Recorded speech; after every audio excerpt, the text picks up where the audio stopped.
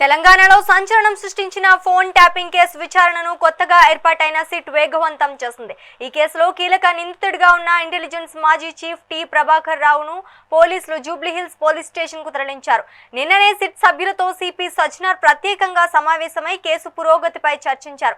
ఆ వెంటనే విచారణ ప్రక్రియ ముమ్మరమైంది. అమెరికా నుంచి తిరిగి వచ్చిన ప్రభాకర్ రావును పోలీసులు అదుపులోకి తీసుకుని జూబ్లీహిల్స్ పిఎస్ లో సుదీర్ఘంగా విచారిస్తున్నారు.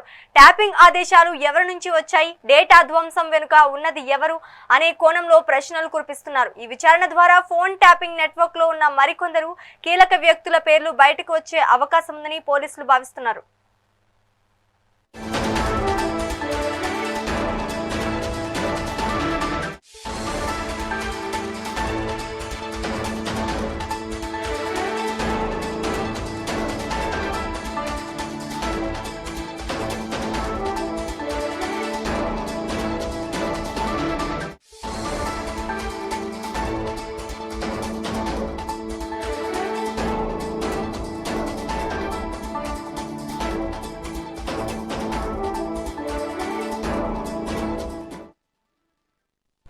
తెలంగాణలో సంచలనం సృష్టించిన ఫోన్ ట్యాపింగ్ కేసు విచారణను కొత్తగా ఏర్పాటైన సిట్ వేగవంతం చేసింది. ఈ కేసులో కీలక నిందితుడిగా ఉన్న ఇంటెలిజెన్స్ మాజీ చీఫ్ టి ప్రభాకర్ రావును పోలీసులు జూబ్లీహిల్స్ పోలీస్ స్టేషన్ కు తరలించారు. నిన్ననే సిట్ సభ్యులతో సిపి సజ్జనార్ ప్రత్యేకంగా సమావేశమై కేసు పురోగతిపై చర్చించారు. ఆ వెంటనే విచారణ ప్రక్రియ ముమ్మరమైంది. అమెరికా నుంచి తిరిగి వచ్చిన ప్రభాకర్ రావును పోలీసులు అదుపులోకి తీసుకుని జూబ్లీహిల్స్ పిఎస్ లో సుదీర్ఘంగా విచారిస్తున్నారు. ఇక ఇదే అంశానికి సంబంధించి మరింత సమాచారం మా ప్రతినిధి హారిక లైవ్ ద్వారా అందిస్తారు. హారిక, చెప్పండి. ఇక్కడ మనం చూసుకుంటే తెలంగాణలో సంచలనం సృష్టించిన ఫోన్ ట్యాపింగ్ కేసు అయితే విచారణ కొత్తగా వచ్చిన సిట్ వేగవంతం చేస్తుందని తెలుస్తోంది. దీనికి మరింత అప్డేట్స్ ఇవ్వండి. రైట్, అంటే ఈ ఫోన్ ట్యాపింగ్ విషయానికి వస్తే ఖచ్చితంగా దీని మీద సమర్థవంతమైన విచారణ జరగడానికి ఇటు బషీర్బాగ్ లోని సిసిఎస్ కి తరలించారు ఇటు ప్రభాకర్ రావుని. అయితే ముఖ్యంగా అంటే ఇంతకు ముందు ఈ ఫోన్ ట్యాపింగ్ విషయంలో కీలకంగా వ్యవహరించిన అని భావిస్తున్న ప్రణీత్ రావు ఎవరైతే ఉన్నారో ఆయనతో పాటు ఇటు ప్రభాకర్ రావుని ఇద్దరిని కలిపి ఒకే దగ్గర అంటే ఒకే రూమ్ లో ఇప్పుడు విచారణ కొనసాగిస్తున్నారని చెప్తున్నారు. అయితే ముఖ్యంగా ఏదైతే అంటే ఆ టైంలో ఏదైతే ఫోన్ ట్యాపింగ్ జరిగిందో ఫోన్ ట్యాపింగ్ జరిగిన సమయంలో వీళ్ళిద్దరి మధ్యలో జరిగిన సంభాషణలు కావచ్చు, లేకపోతే ఇతర సమాచారాలు షేర్ చేసుకోవడం కావచ్చు, ఇలాంటి విషయాల్లో ముఖ్యంగా వీళ్ళిద్దరిని ప్రశ్నిస్తున్నట్టు సిట్ అధికారులు తెలుపుతున్నారు. అయితే ముఖ్యంగా సిట్ కొత్తగా ఏర్పడిన సిట్ అంటే సిపి సజ్జనార్ ఆధ్వర్యంలో ఏర్పడిన ఈ సిట్ ఏదైతే ఉందో ఇప్పుడు పూర్తిగా ఇంకా రూల్స్ కూడా చేంజ్ చేసుకున్నట్టయితే క్లియర్ గా తెలుస్తుంది. ఇటు సాంకేతిక పరమైన విషయాలు కావచ్చు, ఇటు ఏవైతే ఇప్పుడు ఇవన్నీ చేంజ్ చేసి పూర్తిగా డీటెయిల్స్ అన్ని సేకరించడానికి ప్రయత్నం అయితే జరుగుతున్నట్టయితే క్లియర్ గా తెలుస్తుంది. ఎందుకంటే ఇప్పటి వరకు ప్రభాకర్ రావు అంటే ఒక రకమైన సమాచారం అయితే ఇచ్చినట్టయితే ఇక్కడ అధికారుల నుంచి ఎలాంటి సమాచారం లేదు. ఎందుకంటే ముఖ్యంగా ఈ ఫోన్ ట్యాపింగ్ విషయంలో ఇటు రాజకీయాల్లో కావచ్చు, ఇటు సినీ రంగంలో కావచ్చు, అన్ని రంగాల వర్గాలని ఇటు ఒక రకంగా చెప్పాలంటే బెంబలెత్తించిన విషయం. మరి ఇలాంటి సందర్భంలో సొంత పార్టీ వాళ్ళనే ఇటు పార్టీ అంటే ఇటు డైరెక్ట్ ఫోన్ ట్యాపింగ్ జరిగింది అని చెప్పేసి కూడా మనకి ఈ మధ్య వినిపించిన విషయమే. అయితే దీంట్లో ఇటు సుప్రీంకోర్టు ఇంకో వారం రోజుల పాటు కస్టోడియల్ ఇటు పొడిగించడంతో పాటు ఇటు ప్రభాకర్ రావుని పూర్తిగా ఇటు పెద్దగా అంటే ఏదైతే ఇప్పుడు దీనికి సంబంధించి అంటే ఈ ఫోన్ ట్యాపింగ్ విషయానికి వచ్చి పూర్తిగా అంటే ఈ దాదాపు ఇటు జూబ్లీహిల్స్ పోలీస్ స్టేషన్ లో ఇటు ఒక పక్క కస్టోడియల్ జరుగుతూనే ఉంది. అంటే ఈ విచారణ సాగడంతో పాటు ఇంకా సమర్థవంతంగా జరిగే విధంగా ఇటు బషీర్బాగ్ లోని ఒక రూమ్ కూడా ప్రత్యేకంగా రూమ్ ఏర్పాటు చేసినట్టయితే క్లియర్ గా తెలుస్తుంది. మరి దీనికి సంబంధించి పూర్తిగా అంటే ఈ ఏదైతే జరుగుతుందో ఈ విచారణ పూర్తి అయ్యే వరకు పూర్తి డీటెయిల్స్ వచ్చే అవకాశం అయితే ఉంటుంది అని అయితే ఇటు సిట్ అధికారులు భావిస్తున్నారు. శ్రీజ, పూర్తిగా అంటే ఏదైతే ఇప్పుడు మనం మాట్లాడుకుంటున్న ఈ ఫోన్ ట్యాపింగ్ వ్యవహారంలో ఇటు రాజకీయంగా ఇటు సంచలనం సృష్టించే అవకాశం అయితే ఉంది. ఎందుకంటే ఇప్పటికే ఇటు ప్రభుత్వం పూర్తిగా బీఆర్ఎస్ మీద ఈ ఆరోపణలు అయితే చేస్తూనే ఉంది. దీనికి సంబంధించి ఆల్రెడీ కేటీఆర్ పరువు నష్ట దావా కూడా వేశారు ఇటు కొండ సురేఖ మీద. కానీ ఈ విషయం ఇటు కొనసాగుతుండడంతో ఇటు ఎప్పుడైతే ప్రభాకర్ రావు అమెరికా నుంచి తిరిగి వచ్చిన తర్వాత మొన్న జరిగిన 3 రోజుల కస్టోడియల్ అని అన్నారు. తర్వాత ఇప్పుడు వారం రోజుల పాటు సుప్రీంకోర్టు ఈ కస్టోడియల్ విచారణ కొనసాగించాలి అని చెప్పేసి అనడంతో ఇప్పుడు పూర్తిగా ఇటు పోలీసుల ఆధీనంలోకి వచ్చిందనే చెప్పుకోవాలి. మరి ఈ ఎస్ఐబి చీఫ్ ప్రభాకర్ రావు ఎలాంటి సమాచారాలు ఇస్తారు? ఎందుకంటే ఇంతకు ముందు సహకరించినట్టుగా ఎక్కడ దాఖలాలు లేవు. మరి ఇప్పుడైనా ఇటు సహకరిస్తారా లేదా, మరి ఖచ్చితంగా ఒప్పుకోవాలి అని అయితే ఒక పక్క తెలుస్తుంది. మరి ఒప్పుకుంటారా లేదా, మరి ఈ విషయంలో మరి ఎవరి పేర్లు అంటే మనం ఇంతకు ముందు విచారణ జరిగినప్పుడు అక్కడ కేసీఆర్ కేటీఆర్ పేర్లు కూడా వినిపించినట్టు మనకు అంటే ఇవి రూమర్స్ మాత్రమే. మరి ఇవి నిజమవుతాయా లేకపోతే అసలు ఎవరి ఆదేశాల ప్రకారం ఇటు ప్రభాకర్ రావు కావచ్చు ప్రణీత్ రావు కావచ్చు ఇవి వాళ్ళు ఎవరైతే 36 డివైస్లు ధ్వంసం చేశారో అవి కూడా ఎలా ధ్వంసం చేశారు, మరి ధ్వంసం చేయడానికి కారణాలు ఏంటి, అలాగే ఐక్లౌడ్ కు సంబంధించి పాస్వర్డ్స్ కూడా మార్చేశారు, పైగా అందులో ఉన్న డీటెయిల్స్ కూడా డిలీట్ చేసినట్టు చాలా క్లియర్ గా తెలుస్తుంది. మరి ఆ పాస్వర్డ్స్ ఇచ్చి మళ్ళీ అవి రివైజ్ చేయడానికి ఏమైనా ఆస్కారం ఉంటుందా లేదా అనేది కూడా చూడాల్సిన పరిస్థితి ఉంది శ్రీజ. అయితే పూర్తిగా అంటే ఇంకో వారం రోజులు అంటే ఈ నెల 25 వరకు ఈ కస్టోడియల్ విచారణ జరగబోతోంది. మరి జరిగిన తర్వాత మరి పూర్తి డీటెయిల్స్ అయితే వచ్చే అవకాశం అయితే ఉంటుంది శ్రీజ.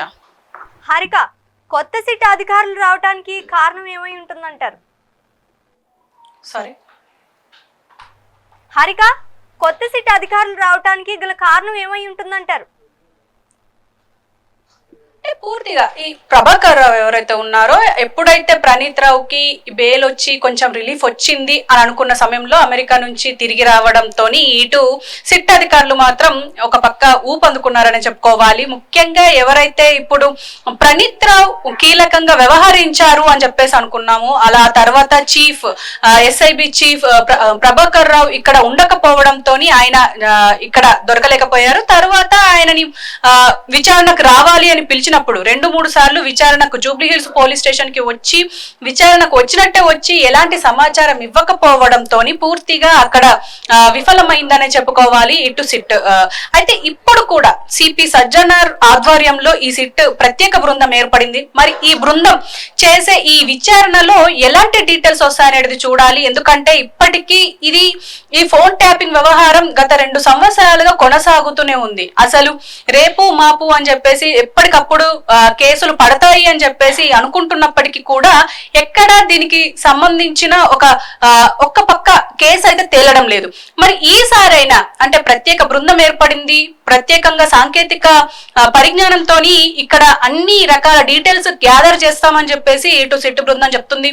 మరి ఎలా డీటెయిల్స్ తీసుకుంటారు, అలాగే ప్రణీత్ రావు అలాగే ఇటు ఎవరైతే ప్రభాకర్ రావు ఉన్నారో వీళ్ళిద్దరిని కలిపి ఒక పక్క విచారణ కొనసాగిస్తున్నామని అంటున్నారు. మరి వీళ్ళిద్దరి మధ్యలో ఎలాంటి సంభాషణలు జరిగాయి, ఈ డివైస్లకు సంబంధించి ఏమైనా జరిగిందా, లేకపోతే ఇంకా ఈ ఫోన్ ట్యాపింగ్ వ్యవహారంలో ఎలాంటి ఫోన్ కాల్స్ అలాగే మెసేజ్ షేరింగ్ జరిగింది అనేది కూడా ఒక పక్క ఇటు సిట్ బృందం విచారణ కొనసాగిస్తుంది శ్రీజ. అయితే పూర్తిగా అంటే ఏదైతే ఈ ఫోన్ ట్యాపింగ్ వ్యవహారంలో ఎవరెవరు ఫోన్లు ట్యాప్ చేశారనేది ఇప్పటి వరకు మనం చూసుకుంటూ వచ్చాం. ఎందుకంటే ఒక పక్క ఇటు సినీ ఇండస్ట్రీకి సంబంధించిన కొన్ని ఫ్యామిలీస్ కి సంబంధించిన ఫోన్ ట్యాపింగ్ జరిగింది అని చెప్పేసి అన్నారు. అలాగే బీఆర్ఎస్ లో కీలకంగా ఉన్న వ్యక్తులవి కూడా ఫోన్ ట్యాపింగ్ జరిగింది అంటున్నారు. అంటే సొంత పార్టీనే ఫోన్ ట్యాపింగ్ కి అంటే సొంత పార్టీ నేతల్నే ఫోన్ ట్యాపింగ్ కి గురి చేశారు అని చెప్తున్నారు. మరి ఇంకో పక్క కాంగ్రెస్ లీడర్స్ ఒక పక్క సీఎం రేవంత్ రెడ్డిది కావచ్చు ఇంకా చాలా మంది ఫోన్ ట్యాపింగ్ జరిగాయి అని అన్నారు. మరి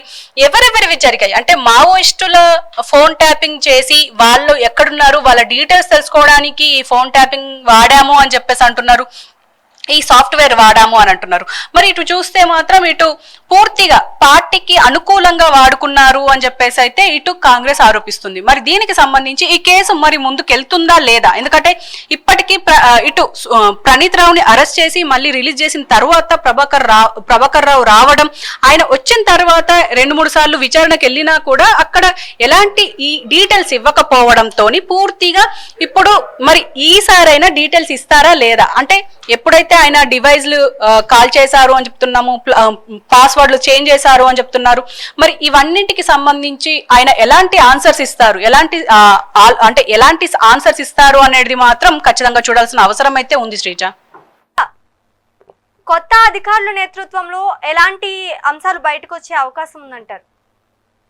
అంటే ఖచ్చితంగా ఇది ఒక రాజకీయ చర్చనే కాదు, ఖచ్చితంగా దుమారం రేపే అవకాశం అయితే ఉంటుంది. ఎందుకంటే ఇప్పుడు ఈ ఫోన్ ట్యాపింగ్ వ్యవహారం ఎప్పుడైతే బయటకు వచ్చిందో అప్పటి నుంచి చాలా మంది నా ఫోన్ ట్యాప్ అయిందంటే నా ఫోన్ ట్యాప్ అయింది అని చెప్పేసి ప్రతి కార్పొరేటర్ నుంచి వెళ్ళి పెద్ద నేతల వరకు ఈ విషయాల మీద ఎప్పుడు మాట్లాడుతూనే ఉన్నారు. ఇంకా పూర్తిగా బీఆర్ఎస్ ఎప్పుడైతే ప్రభుత్వం నుంచి వైదొలిగిందో అప్పటి నుంచి ఇంకెక్కువ అయ్యింది.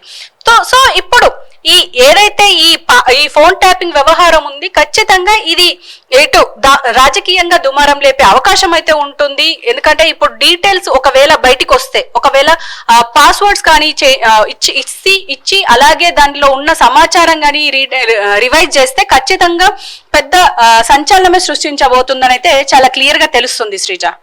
ఇక విచారణలో మరికొందరు పేర్లు బయటకు వచ్చే అవకాశం ఉందంటారా?